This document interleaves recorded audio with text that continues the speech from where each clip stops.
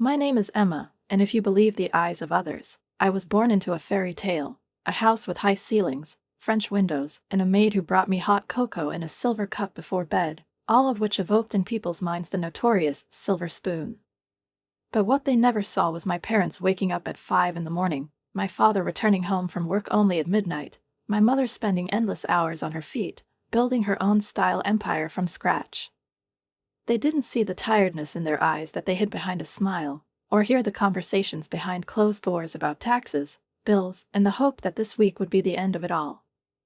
Dad was the king of his business. The world of engine additives doesn't sound very poetic, but it was in this seemingly insignificant industry that he built something called a business empire.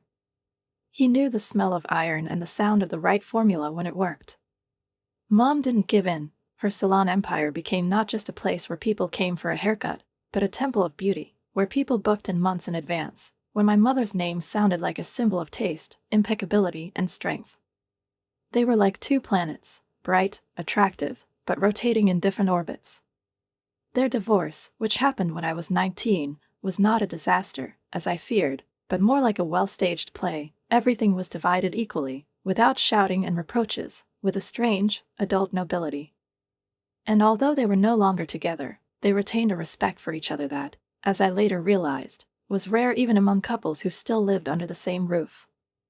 Dad remained true to his independence.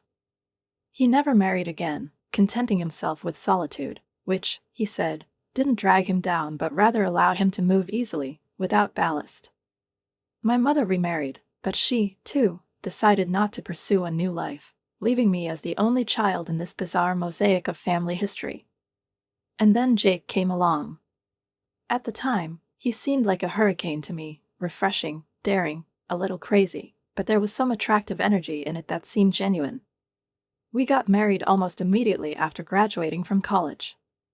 I had just started teaching music to children. It was more passion than common sense, but I loved seeing their eyes light up at the first notes, their laughter when someone suddenly struck a chord. Life seemed almost cloudless, until the day we first truly encountered what lay beneath the surface. I got pregnant, and it was as if the parts of Jake he'd hidden so well came out into the world. It was a Sunday, a lazy, soft morning, when he was stretched out on the couch, his feet up on the armrest, and he didn't look at me when he said it. As if it was casual, as if he were changing the channel. "Emma, baby, maybe you should quit your job. Stay at home with the baby. We'll manage." I almost choked on my tea, not from surprise, but from how easily and carefree he said it. "Jake, you understand, we can't live on your salary alone." And, besides, I didn't finish right away, because my voice trembled a little. I love my job. He waved me off, as if I had said something naive, frivolous, and a smirk appeared on his lips, in which there was more condescension than understanding. "Come on, Em, we are not ordinary people. Your father, well, he threw us a little, and now we are in chocolate." I felt something stir inside, unpleasant, alarming. "Jake," I said, trying not to raise my voice, "it's not about the money. I don't want to charge my parents for something we've agreed to pay for ourselves. We agreed to live within our means." But he didn't let the conversation remain between us. At dinner with his parents, he brought it up again, only louder this time, publicly, with the ease of throwing a bone on the table. "Emma's thinking about taking a vacation," he said, looking around at Carol's mom and Frank's dad. Jake's mom, a woman with the squint of a bird of prey and a tongue that could cut ice, immediately chimed in. "Oh, that's great. You can afford it. Emma's family isn't poor. Why do you even bother?" I tightened my grip on my fork. The metal felt alive, pulsing in my hand. "We haven't really decided anything yet," I said quietly but clearly. "And we intend to handle it ourselves." Jake's dad, a cheerful, empty-eyed man, laughed. "Emma, come on. Why do you need to be a heroine? A little help and you can live a beautiful life. Why refuse such an opportunity?" The conversation began to resemble a play, where I was the only one who did not read the script. They painted a future life like a dream catalog, a bigger house, a nanny, travel, and all this on my parents' money. With every word, I felt as if they were betraying not just me, but my principal, my inner support, what I was taught since childhood. They did not see me, they saw only that very silver spoon that can be put back in your mouth if it becomes bitter. That night I lay next to Jake, and the silence between us was not cozy, as before, but cold as ice, and I could not warm up. "Jake," I whispered, almost hoping that he was asleep, "do you really think that we should depend on my parents?" He opened his eyes and turned, his gaze still flickering with what had once seemed love. "Emma, you've got it all wrong. This isn't need, it's common sense. Your parents can afford it. Why don't we afford ourselves a little rest? We deserve it." The word deserve rang in my head like a jackhammer. And then I realized that we weren't just on different pages, we were reading different books. I lay awake all night, staring at the ceiling, wondering, how could I not have noticed before? Where are we going now that a rift has opened between money and pride? I still consoled myself with the thought that maybe we'd be able to find common ground, that all this was temporary difficulties, a grinding in, as psychologists call it, but, God, how wrong I was. Because once we entered the arena of siblings, the old order crumbled to dust, and their unique, time-honored management style took over, the one where common sense was drowned in a tide of expectations and innuendo, and everything that had once seemed normal became a chaotic spectacle involving two main stars, Carol and Frank. Jake's parents, to be perfectly honest, had never been independent. They had an almost supernatural ability to smell a free meal from miles away, and my family's wealth shone to them like a beacon in the fog, promising salvation from the dullness of their mundane lives. One evening, when it was already dark outside and the fire was crackling softly in our small but cozy living room, we all gathered together, me, Jake, his parents, who, as always, had dropped by unannounced and brought with them not gifts but conversations that made your back numb. Frank, sitting in my favorite chair, rocked back and forth and shared his brilliant new plans, an idea, as he put it, worth $1 million, but to get it off the ground, it needed just a trifle, a couple of $1,000s, which, as he hinted, we could borrow from my family resources. "Emma, dear," he began, in that voice that hid uncertainty covered by bravado, "I've got a business opportunity here that's a real shot.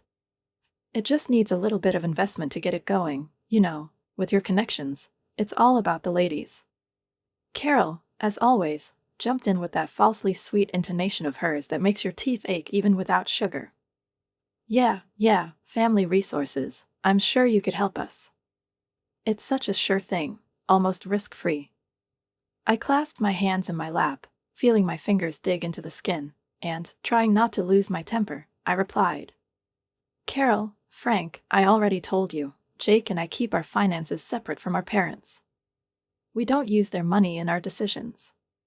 Frank, as if he hadn't heard a word, continued, "Oh, come on, Emma. What's a few thousand to your dad? He probably spends more than that on a golf weekend. He won't even notice, honestly." I froze. I was stunned by the sheer audacity of this situation. They were sitting in our house, eating the dinner I cooked after a day at work, and had the audacity to talk about my family's money as if it weren't valuables earned over the years, but some forgotten change in the glove compartment. Jake, as usual, decided to try to smooth the conversation by taking on the role of mediator. "Maybe they're right. You know, we're not alone. We could help the family. It's right." The word family from his lips caused me almost physical pain. "Jake," I said, turning to him with disbelief, "when exactly did we decide that our job was to finance your parents' dreams?" The room froze. Tension hung in the air, as if before a storm. And, of course, Carol couldn't miss the moment to play the dramatic. "We thought family was about support. But if you're going to be stingy..." I felt sparks flash in my eyes. "Working for what you have isn't stingy, Carol. It's called responsibility. Maybe you should try that sometime." Frank tried to defuse the situation. "Look, Emma, don't get so heated. We're just talking. It's all friendly, family-like." "Yes," I said with sarcasm that was no longer possible to hide, "all we're doing is talking about how my family can solve your problems." When they finally left, leaving behind a heavy air and the feeling of a scorched field, Jake apologized. He said something about a misunderstanding, that my parents didn't mean any harm. And I lay there, staring at the ceiling, and I knew it wasn't a misunderstanding. It was an intrusion. They didn't see me as a woman, their son's wife, their granddaughter's mother. They saw an ATM with my face. When our little Lily finally came into the world, I expected that maybe something would change. After all, a child can break the ice, unite, remind people of what is important. I thought that a grandchild could bring out the best in people. But that did not happen with Jake's parents. Their first visit to the hospital was a continuation of the same performance. They came in a bargain bin onesie, the red sticker with the price crossed out still attached. And when my parents came in a little later, carrying a beautiful hand-knitted blanket and a set of first-class baby accessories, I felt the air in the room thicken. The tension could have been cut with a knife. Carol, looking at the gifts with that special expression that mixed contempt and envy, murmured, well, they really did break up. It must be nice just throwing money around. I'm sure they could have bought you a house instead of all this tinsel. And Jake, my Jake, the one whose face had once seemed familiar to me, chimed in with a laugh. Mom's right. Your parents don't hold back. A house would probably be more practical. I hugged Lily closer, my heart aching. There they stood, with my daughter, so tiny, so innocent, and all they could talk about was money. Money they hadn't earned, but thought they could spend as they saw fit. And I heard it especially clearly in that moment. For them, Lily wasn't a miracle, not a new life, but a new reason, a dollar sign, another reason to ask, another attempt to reach out for something that wasn't theirs.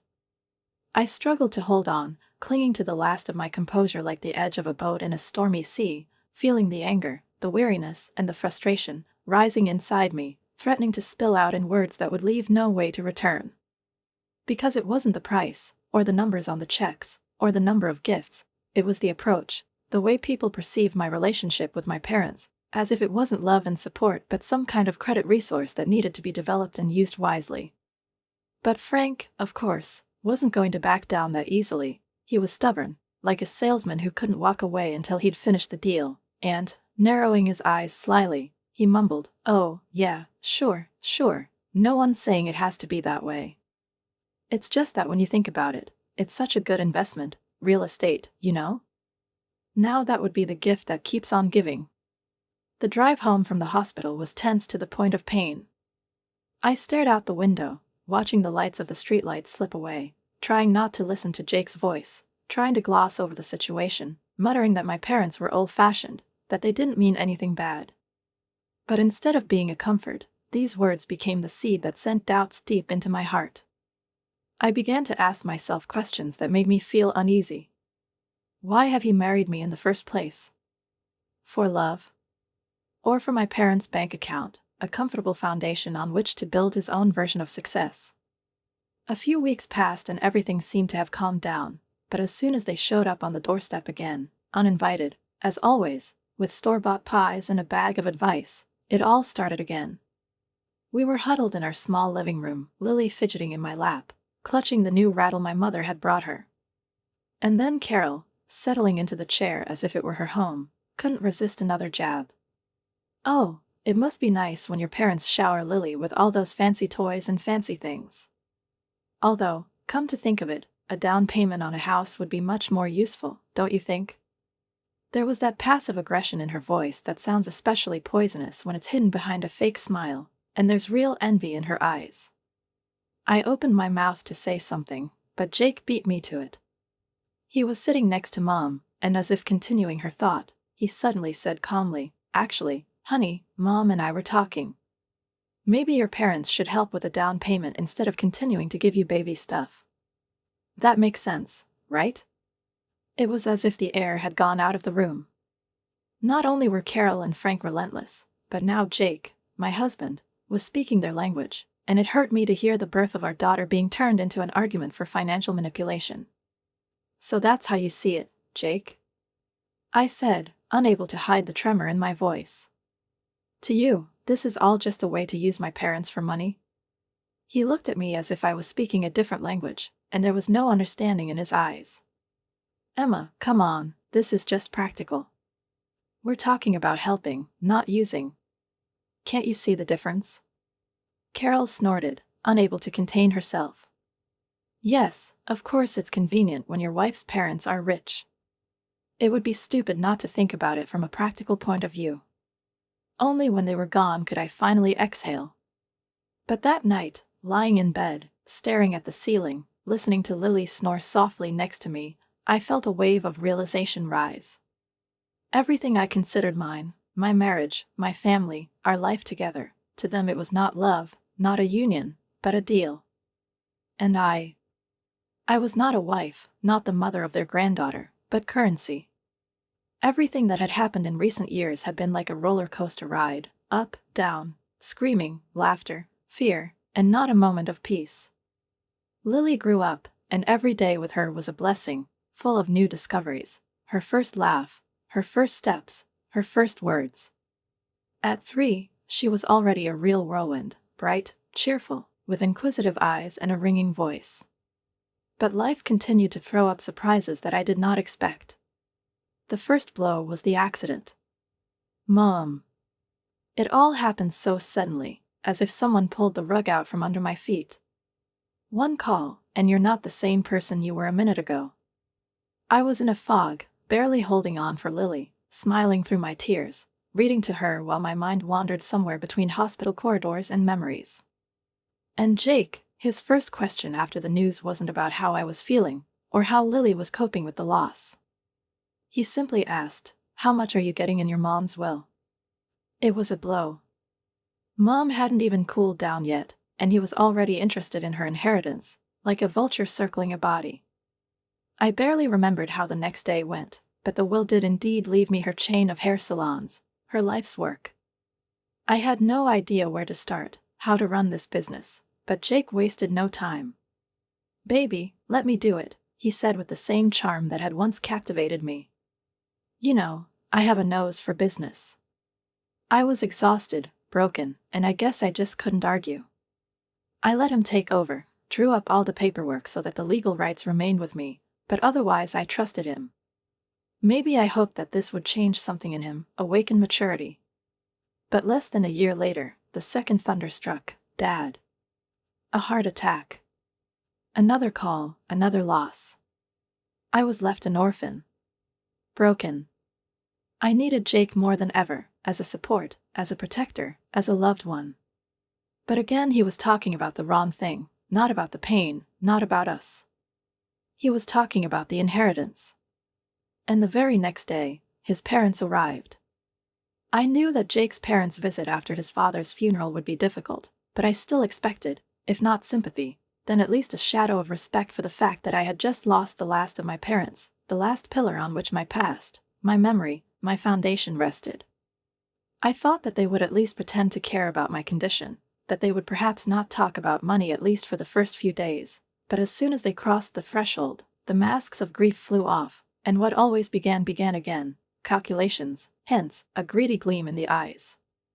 "So, Emma," Frank said, rubbing his palms and sitting down on the edge of the sofa, "I guess you're seriously broke now. Someone had to leave you a piece, right?" I felt something break inside. I couldn't believe my ears. I clenched my fists, trying to hold on, but the anger that had been building for months came rushing in like a storm. "Can you stop talking about money for 1 second?" I screamed, my voice like hot iron breaking through ice as it left my lips. "My father is dead, damn it." Carol's face instantly twisted into the most insulted expression she could muster. "Well, we're just worried about your family's future, no need to be rude," she said in her mock-offended voice, taut as a string that was about to snap. Jake, as always, tried to mediate, mumbling something about how my parents didn't mean anything, that they were just curious because it was a big deal. Curiously. I turned to him, pain in my voice. "My parents are gone, Jake. And all you and your parents can talk about is how to cash it all out as quickly as possible. To you, I'm the bank, right?" The room was dead silent. The tension hung in the air, heavy and sticky. Jake looked at me, then at his parents, his lips moving, trying to form some kind of apology, but it didn't sound sincere, couldn't sound sincere, because the damage was already done. Get out, I said calmly, but with a chill that seemed to send shivers down my spine. Carol muttered something, and Frank frowned, but they got up and left. Jake lingered, making excuses, but I couldn't listen any longer. I was full to the brim. I was exhausted. It had only been 2 days since his father's funeral when Jake burst into the house earlier than usual, his eyes shining, his lips stretched into a wide, almost boyish grin. Baby, I have amazing news. You won't believe it, I sold the salon chain. I made a deal. I froze. At first I thought I had misheard. It took me a while to get the words out. What did you just say?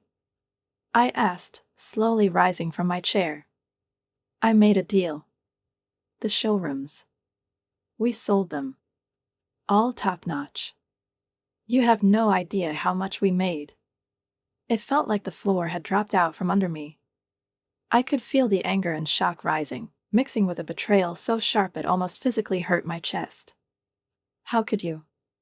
Without even asking me, I whispered, barely holding back the tears.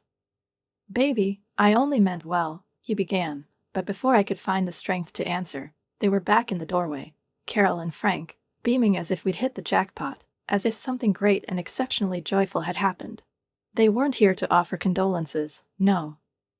They brought food from some expensive restaurant, champagne, a noisy crowd of some acquaintances whom I had never seen, but who, laughing and clinking glasses, shouted, "Wow, big fish." Congratulations. Carol was spinning in front of me, waving her arms, as if conducting this farce. Guess what? We sold our old apartment and made a down payment on a house on the coast. That's it, Emma, we're moving. The sea, the sun, the air, a new standard of living. Can you imagine? I stood rooted to the spot, looking at her, as if I were watching a bad dream from which I could not wake up. Wait, who are we? Did someone ask me? I don't want to live by the sea. I'm not comfortable there with a child, the humidity, the wind, the constant hurricanes. Are you crazy? Carol didn't even bother to pretend to listen. She just waved me away, as if I were an annoying fly. Oh, don't worry, baby. We've already thought of everything. We even booked a cruise. You have to come with us. It's going to be amazing.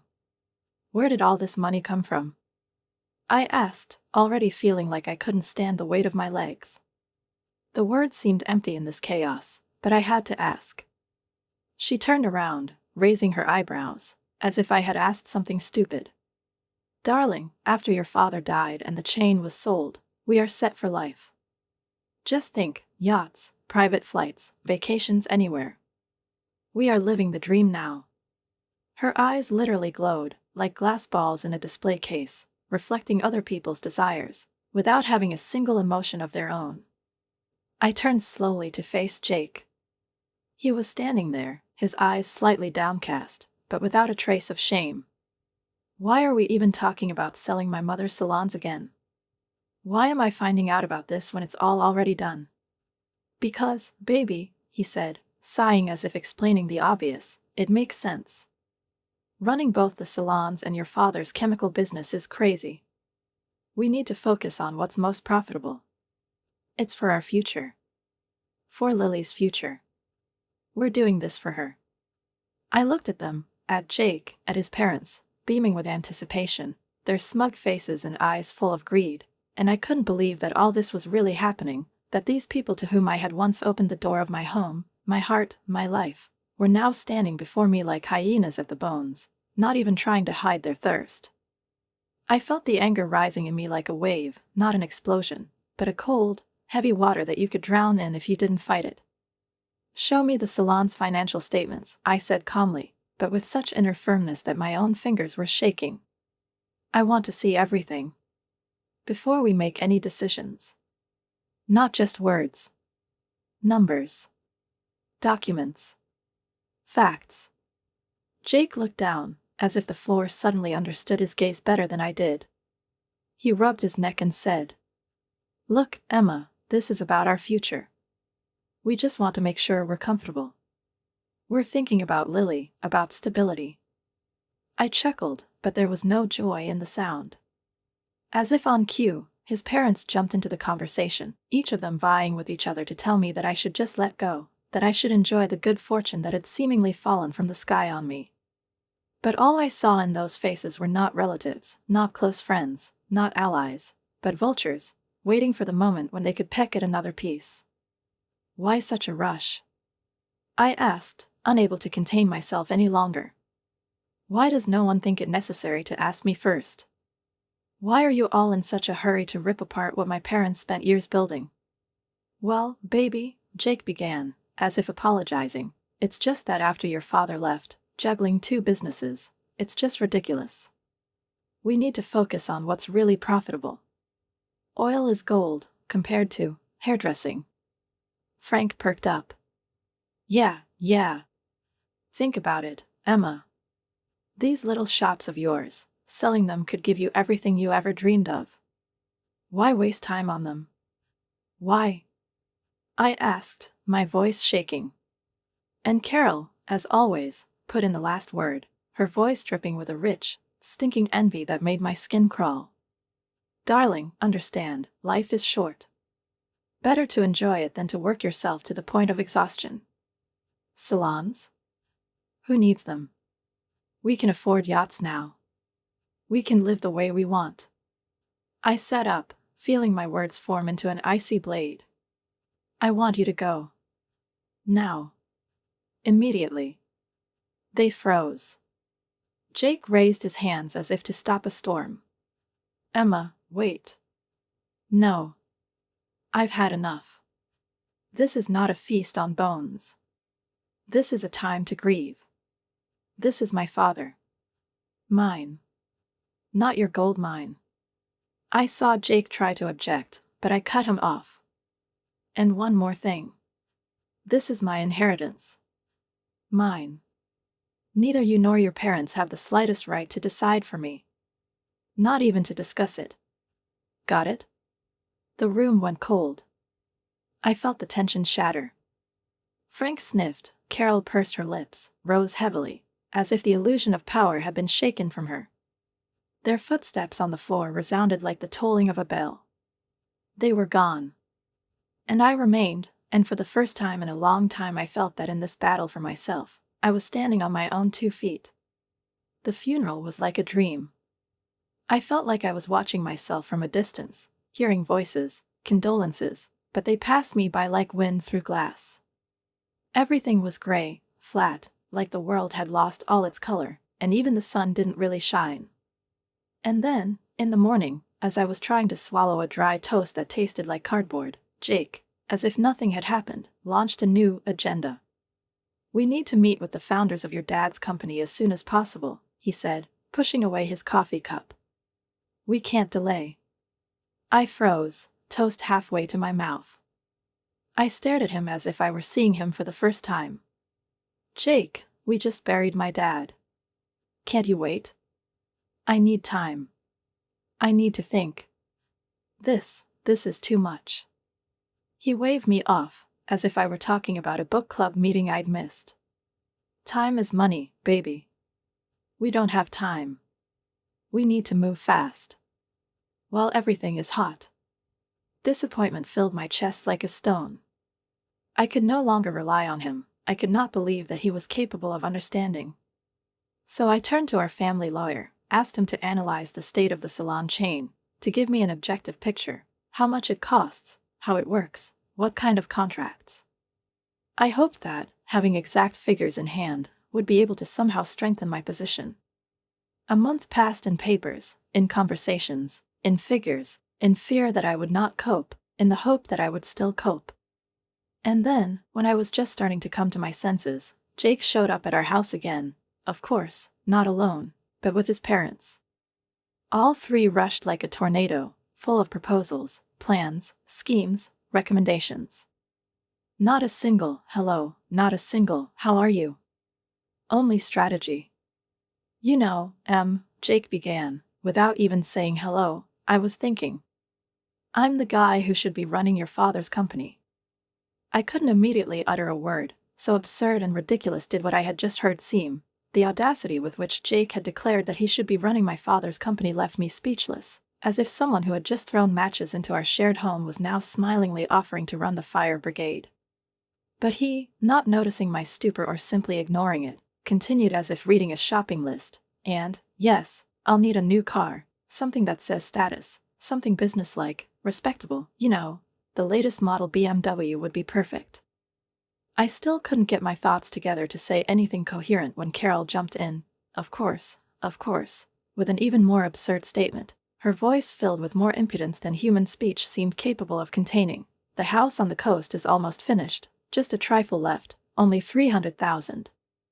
And of course, I need to buy furniture, and, darling, I suppose you'll just open an account for me? After all, I need to maintain the lifestyle I'm used to. I stood and listened to all this, as if this were not my home, not my life, but some cheap production in which I accidentally found myself on stage. And in that moment, as if someone inside me had flicked a switch, I realized, enough. I was no longer that soft, trusting woman who could be persuaded, convinced, talked into. I was a mother. I was a daughter. I was an heiress. I was strong. I clutched the folder of papers, my papers, in my hand like a shield and took a step forward, silencing everyone. Jake, I said, my voice firm, cold as ice. We need to talk. I placed the papers on the coffee table in front of him, evenly, almost ceremonially. He frowned, ran his fingers along the spine, then opened them and turned pale. What is this, Ben? He tried to joke, calling me by his pet name, but panic was already ringing in his voice. Divorce papers, I said clearly, not looking away. You see, Jake, I audited the business. You destroyed it. The salons are teetering on the brink of collapse because of your management. He paled even more, looking at me like a misbehaving kid caught with his hand in the cookie jar. I tried. I thought I was doing the right thing, he stammered, his excuses falling apart faster than his dreams of a new BMW were being built. You fired your best people. You walked away from contracts that kept you stable. You neglected the things that made this business successful. I spoke, and every word echoed heavily in the room. Carol, of course, couldn't help but intervene, unable to let go of control. Honey, you're forgetting that he's entitled to half. You're married. Everything is split equally. I couldn't help but laugh, but there was no joy in that laugh, only bitterness and weariness. Oh, Carol, nice try. But luckily, I had put everything in my name before I made the biggest mistake of my life, marrying your son. Jake is not getting anything from me. Not a cent. Silence. A silence so thick it felt like you could cut the air in the room with a knife. They were stunned. I could see their illusions crumbling, their eyes turning from panic to confusion. And one more thing, I added, looking at Jake in a way I'd never seen before. You're going to pay back everything you owe. Every cent you took out of business. Every loss you caused. Everything. It was as if Jake had been truly hit. Only now, as the reality of the divorce hit him like an ice shower, did he realize that the joke was over.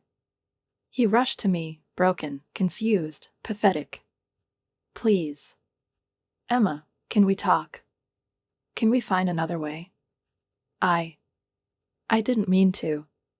His voice was shaking, he was holding on to the last crumbs of hope, but there was no warmth left inside me. Not even pity. His parents, of course, weren't going to lose without a feeder either. They began their scene, Carol sobbing, wiping her eyes with a silk handkerchief, Frank mumbling about how they had invested everything in the house on the coast, and now, without the next payment, everything would be lost. Please, think what this means to us. Carol sobbed, clutching my hand. We'll lose everything. I looked at her, and for the first time I felt nothing. Only cold, dull, hard as granite. It's not my problem, I said, and my voice sounded calm. It's your mess. And it's up to you to clean it up. I walked them to the door. No hugs, no goodbyes. Only the click of the lock, leaving behind that chapter of my life that I no longer intended to reread. In the days that followed, I did not allow myself to think about the past. I sold the apartment where I had once lived with Jake, got rid of its smells, its walls, its shadows. The money I got was enough to buy a modest but warm, cozy house, where with each room a new beginning began, not perfect, not serene, but mine. Ours. With Lily. A house in which I could again be myself, and not someone's investment, guarantee, or resource. A house where love was no longer exchanged for status. When I first crossed the threshold of our new house, small, cozy, but permeated with the smell of freedom and hope, I felt how the weight that I had carried for too long slowly but inexorably slid off my shoulders. Years of doubt, betrayal, silent struggle for dignity, for a voice, for the right to be heard. In this house, where everything was still fresh, the paint on the walls, the smell of new soil in the garden, Lily's first drawings on the refrigerator, there was a sense of peace, enveloping me like a blanket on a cool morning, a feeling I hadn't felt in what felt like forever. The wheels of justice, as they should, turned slowly but surely. And when they finally caught up with Jake, now my ex-husband, the man to whom I had entrusted my youth, my faith, and my heart, I looked at it all not with triumph, not with joy, but with that bittersweet relief that comes when justice is finally done. The court found him guilty of the financial damage done to the salons, and he was ordered to compensate for the damages by selling off what was left of his illusions, his share in the apartment that had once seemed like our shared nest, but had become the scene of collapse. I watched him hand over his keys, his face pale with shame, and somewhere deep inside I felt that maybe not everything was in vain, that not every pain should remain without an echo. It was then, one ordinary day, that the phone rang. On the other end was Carol, my former mother-in-law, whose voice was no longer mocking but a strangled, broken whisper of despair. "We're in a tough spot. We have nowhere to live. Please, Emma. Any help? Even a little." Her audacity, wrapped in a plea, stunned me. I closed my eyes, took a deep breath, collecting my thoughts, not allowing the past to suck me back into its vortex. And then, calmly, clearly, with the same confidence that I had been piecing together for so long, I said, "You made this bed yourself, Carol. It's time to go to bed." I hung up, and what I felt was difficult to describe in one word. It was a mixture of relief, anger, sadness, and freedom. Real, complete freedom. I was no longer part of their world. I was no longer their target, their bank, their guarantor. I was myself. After all the hard months of struggle, endless meetings, cold nights, and days filled with doubts, life began to slowly, millimeter by millimeter, straighten out. The chain of salons, which was barely staying afloat, began to breathe again. I brought back those who had once left, our best masters, people who created an atmosphere of comfort, style, and trust. Their return was not just a work event, it was like a return home, like a meeting after a long separation. The salons began to come to life. The chairs were filled again, and the mirrors reflected what I had not seen for a long time: light, hope, life. I myself, to my own surprise, turned out to be more capable of running a business than I could ever imagine. Every day brought new tasks, decisions, challenges, and with each day I became more confident, bolder, more mature. Maybe, if everything in my life had turned out differently, I would never have known what I was capable of, how strong I was, and how much I could do. My father's business, the one related to the production of motor oils, became the next peak to which I was now heading. I decided not to rush headlong, but to hire a competent manager who could control the processes while I sorted out the details. "Everything is in your hands for now, but keep me informed," I told him sternly, making it clear that the right to the last word will always remain with me. Sometimes I think about the future, about Lily. She is only a few years old, but I already see in her that spark, that inner core that my mother once had, that I once had. I do not want to impose a path on her. But if someday, at 20, she says that she wants to continue the family business, I will proudly pass on to her everything I can: knowledge, support, freedom of choice. And for now we are alone, in our new home. It is modest, but it is warm, it is small, but it is entirely ours. We grow in it like plants in a garden that we ourselves have planted. In every flower bed, in every shelf, in every photo on the wall lives our path, passed with difficulty, but with dignity. Sometimes in the evenings, when I sit on the veranda with a cup of tea, and Lily is spinning around next to me, still in her pajamas, with disheveled hair and a drawing in her hands, she suddenly looks at me and says, "Mommy, when I grow up, I want to be like you." And at that moment my heart aches, because her eyes shine not with childish whim, but with real admiration. I hug her, kiss the top of her head and answer, "And I know that you will be even more amazing, my girl." And somewhere inside I feel that everything we have experienced was not in vain. We went through a storm, we lost a lot, but we found the main thing. We are together. We are free. And we are standing on the threshold of something truly wonderful. Life is open again. And I am finally ready to welcome it with open arms and a heart full of hope.